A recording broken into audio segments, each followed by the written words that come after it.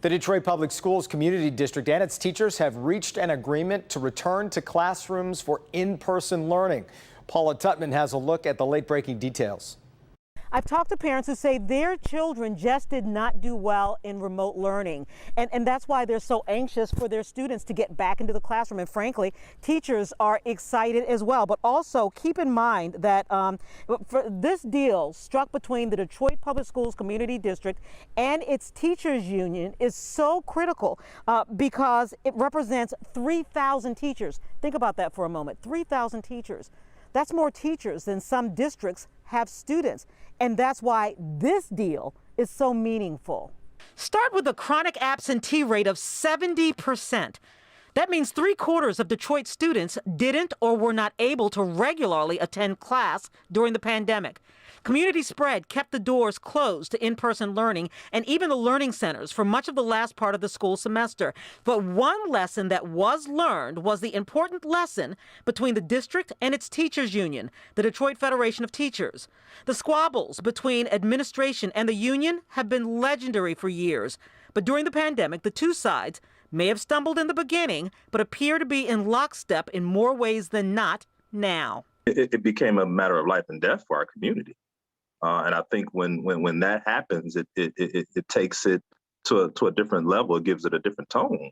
When you're talking about the health and well-being of people, particularly Black people here in the city of Detroit, it takes a different spirit. The announcement today that a reopening plan has been reached is a big deal. Now, this is not the teacher's contract.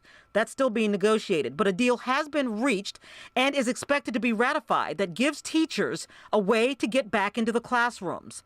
Up to $2,000 in hazard pay by teaching in person and an additional $2,000 if they're needed to teach a hybrid unit. Our teachers union has agreed that all teachers and ancillary staff, so counselors, guidance counselors, social workers, et cetera, will be back in buildings in the fall, every day of the school year next year.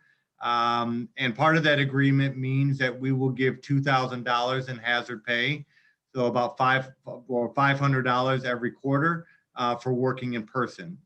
So I've always said that I think our teachers and our employees deserve to be paid at a higher level than their counterparts in other districts because the work is harder. Class sizes will be smaller. There are too many students in a classroom where the opportunity of this virus spreading can happen.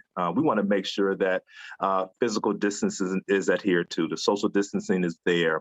Those are the carrots that our teachers want to see because for them, they're back doing what they love to do, but they want to do it in a healthy and safe environment. And teachers and students will have to show documentation that they are vaccinated in order for masks to be removed.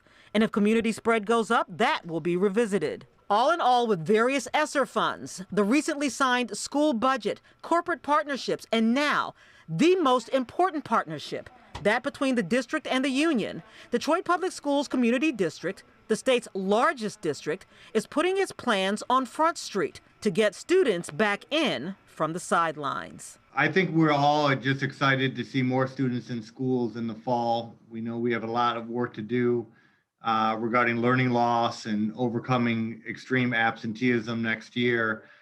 I'm just excited to get to this new normal after the pandemic and work with our students who we know need a lot of work. They need a lot of support. Well, we thank you for joining us for this online version, but make sure you come back at 5 o'clock on Local 4 because Dr. Viti also tells me a secret, something few people knew, what happened to him over his Christmas vacation that also drives his need to make sure his students and teachers remain safe during this pandemic, which is not over. I'll see you at 5. Paula Tutman, Local 4.